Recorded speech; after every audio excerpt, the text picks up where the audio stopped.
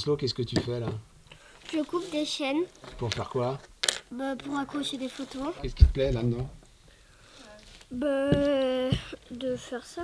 Aïe!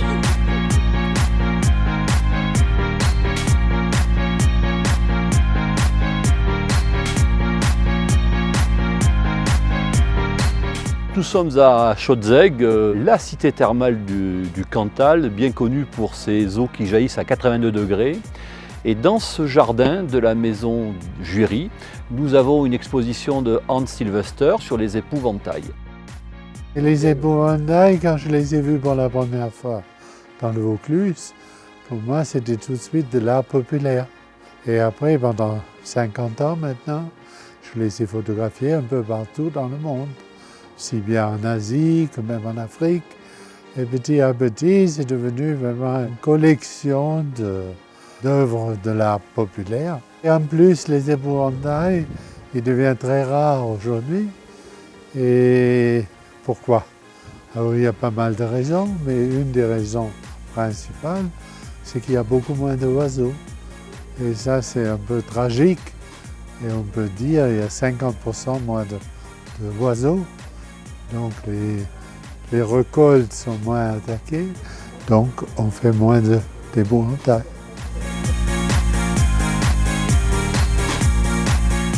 Donc, pas loin d'ici, j'ai encore une exposition et ça me plaît beaucoup parce que c'est comme ça que j'ai découvert l'Aubrac.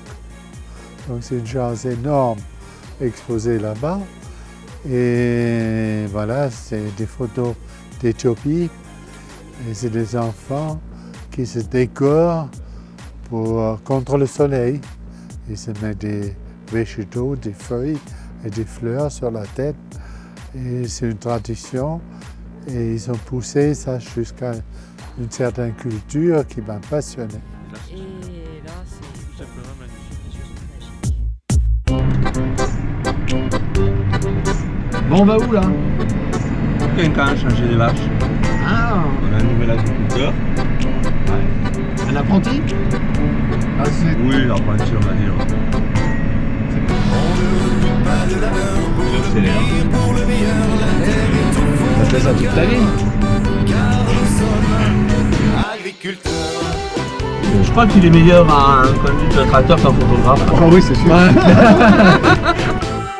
De pâturage en pâturage, aux petits soins pour nos bovines, les cloches entonnent sur les collines, la mélodie de nos campagnes. La nature nous donne cette envie de croire en notre avenir. Ce terroir nous a vu grandir, on lui consacre notre vie. On ne redoute pas le labeur, pour le pire, pour le meilleur. La terre est au fond de nos cœurs, car nous sommes Agriculteur, agriculteur, agriculteur. Agriculteur un jour, agriculteur toujours.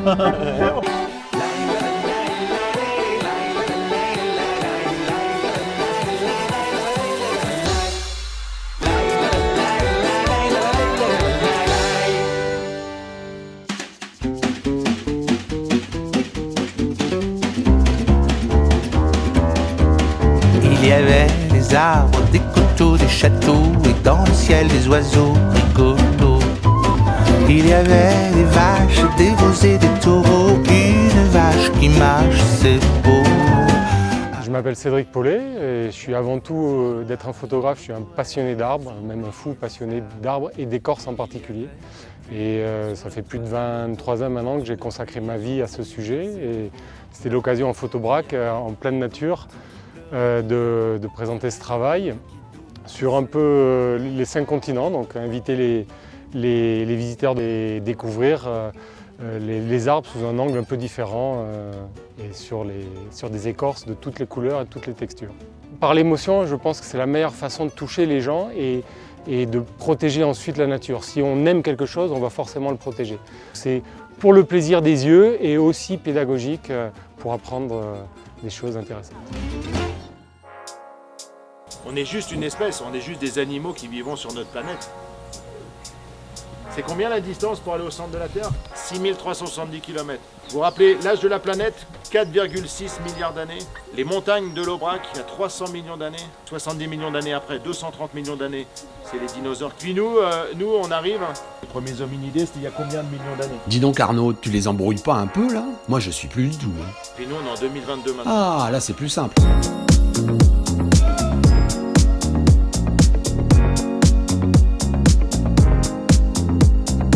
Cette année, je disais qu'on recevait à peu près 600 gamins qui viennent des lycées et des collèges de tous les alentours parce que notre but, nous, c'est la transmission. Donc les gamins étant venus sur place, ils ont des ateliers et ça permet, je veux dire, d'évoluer et de connaître plein de choses dans le sens, surtout nature et animalière. Parce que bon, si on ne la protège pas, cette terre, on est bientôt foutu. Voilà. Donc moi, l'idée, elle est là. Il faut que ça soit transmis par les enfants. L'arbre, il est figé au sol avec ses racines, il ne peut pas voyager, donc c'est ses graines qui vont voyager.